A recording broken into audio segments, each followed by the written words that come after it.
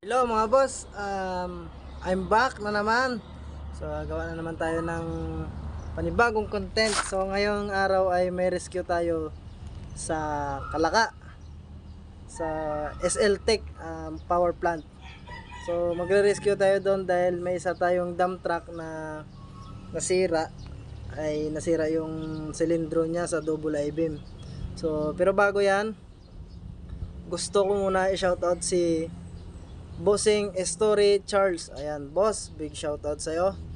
Saka si Ivan Bilyote Hala. Ayan, boss, shoutout din sa'yo dyan. Saka si Al23. So, yun. Mga boss, big shoutout sa inyo. Maraming salamat sa suporta sa ating mga video. So, sana susuportahan nyo pa ako sa mga bago kong gagawin na video. So, yun. Big shoutout sa inyo, mga bossing. So tara, let's go tayo sa topic. Mga boss, yung dadali natin gamit. Ayan. So mainit na. Mainit-init pa. So ayan yung sinasabi ko na nasira sa kanya. Sa re-rescue natin yun yung sira. Ayan. So ayan yung gamit natin. May jack tayo dyan. May mga tools. Maso. So yung sira noon ay dito. Naputol dito. Yung kanyang tie rod.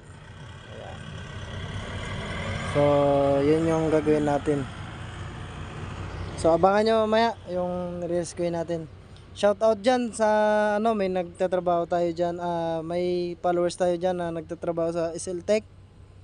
SL Tech Power Plant dyan sa Kalaka. So, shout out sa inyo dyan, bossing. Sana magkita tayo dyan. Yun. Antayin nyo lang ako dyan. Mga boss, mamaya abangan nyo yung video natin. So yun mga boss, paalis na tayo sa ating garahe. Pupunta na tayo sa ating rescue sa SL Tech Kalaka, Batangas. Ayan. So lalabas na kami dito sa aming yarda, dito sa Barangay Bulihan, Malbar, Batangas. So ayun, palabas na tayo. So ayun mga boss, naka-idlip lang ako. Nandito na nga tayo sa Kalaka Seaport. Ayan. Dito yan yung SL Tech. Yun. Naantay lang namin yung driver dito na nasiraan para malaman namin kung saan nakapwesto yung truck na nasira. Ayun. Ayan mga bossing, sa nakikita nyo, kasalukuyan tayong bumabiyahe. Pabalik tayo dahil yung truck daw ay nandun sa sinisihan. Yung dun sa tambakan daw ng mga buhangin o abo na tinatawag. So pabalik tayo dahil yung truck ay wala doon sa loob ng planta, nandito sa kanilang tambakan. Ayan. So ito na nga, ito na yung sinisian Kalaka. Ayan, sakop pa rin naman ang Kalaka ito mga boss. At saka sakop din, lupa pa rin ng ito, SL Tech. Ayan yung gate na yan, dyan tayo papasok mga boss. Yun. So ayan, antay lang tayo na makalabas yung isang truck para tayo naman yung papasok. Ayun. So andito na nga tayo. Papasok na tayo sa gate. Yun, huminto lang kami dyan saglit at kinuha yung mga identification namin. Tapos ayun, nakita ko nga maraming kambing dito. So sarap niyan ulamin. Ayun, ang kumpul-kumpulan. So ayun mga boss, dumiretso na kami dito sa loob. Ayan. Dito pala ang lawak ng lupa dito sa loob. Sakop pa rin ito ng SL Tech Kalaka. Ayan o. May nakita nga tayo dito na malaking kagang na naglalakad. Buti hindi kami kinagat dito. So ayun na nga yung truck. Ayan o. Yung dump truck na yung tinuro natin. Ayan, ikot na tayo dyan. So shoutout pala dito sa mga taga Kalaka, Batangas. Yun. So ang lawak ng lupa ng SL Tech na to. Ginawa lang tambakan ng abo dito sa loob. Ayun no. So ayan na yung truck na gagawin natin. Nakabalandra sa gitna. So ayan na siya mga boss. Ayun no. Ayan. So dito ay nandito na nga tayo sa location ng gagawin natin. Ay bumaba na kagad ako. Ayan. So ayan mga boss, nakita niyo yung silindro, ayun laglag. Ayan oh. 'Di ba? Laglag siya, ayan yung putol. Tapos yun yung kaputol sa taas. Ayun. So ayan, nakita nyo ba? Yan na siya mga boss yung gagawin natin. Dito ay nagsuot na tayo ng pangmalakasang uniforme. Ayan o, nagsuot na tayo ng safety shoes natin. Yun. Para safety. Mabagsakan man ng mga tools o may bigat na bagay ay walang problema. Nato na ni Roda o. Banat kagad. Buti pa tayo ng ulan. Yung silindro na palitan natin. Pinsel. Yung kaputol.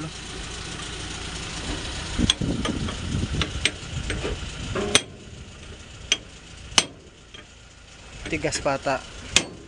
So baklasin muna namin. Pakita na maya pagka nabaklasan namin yun. Basta natanggalan natin isang tie rod nya. Ayan, buti mabait. Malambot lang, lumabas kagad. Yun siguro. Natakot to kay BBM tong mga ano namin oh. Sponsor. Sponsor ng ano? Solid BBM. Sponsor ng BBM, uniform na yun, magkaparehas talaga. Oh, BBM. BBM Sara, ayan, BBM Sara din. Ayan. Sos, safety shoes lang yung magkaiba kami. Uniform lahat, parehas. Ito. Jajakan yan. Pero ano lang yan, Rod, hindi na kailangan natin ng pokpok dyan. Kukuha lang ako ng jack. Boy. Tapos na to, boy. Taglit lang to. Ah. Ah, ayun pala eh. Sos, buti mabait mga buson. Luwag lang, kinakamay lang ni Roda. Ade, tapos kagad to. Kagad. So, kunin na natin yung papalit natin. Dapat pala, si Roda na lang pinapunta ko dito eh. Malambot lang. Mabait. Dito kanina, nahirapan pa kami nito. Kakapukpok. Gamit pa kami ng jack. Dahil kakabit lang namin dahil walang katulong si Roda. Tutulungan natin. Ayan mga boss, napalitan na natin. Ayan. Doon. Ipitan na rin yan. Ayan yung tanggal natin na putol dito. Naputol yan. Ayan dyan sa tinuturo ko. Ayan. So, ititesting na lang natin to. Pak. So, patitesting natin patakbuhin. Yun. O, gumalaw na yung dalawang gulong niya sa unahan. Yan. Papasubok natin sa driver para bago tayo umalis ay goods. Walang problema. Yan, okay na. Yun. Ikot na yung ano niya. Double I-beam. Yan siya. Okay na. So, tapos na yung rescue natin.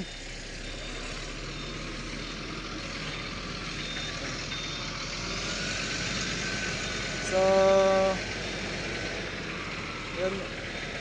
May isang dump truck pa tayo na pupuntahan pero hindi ko na ipa-vlog. Ito na lang kasi simple lang yung gawain doon. Magkakarga lang ako ng ATF doon. So, ito lang yung binlog ko. Yeah. So, okay. Pag sa mga nanonood dyan ngayon, comment mo naman kung taga saan ka para malaman natin kung saan umabot yung video natin na ito. Ayun, maraming salamat. Pa-support na lang. God bless sa ating lahat.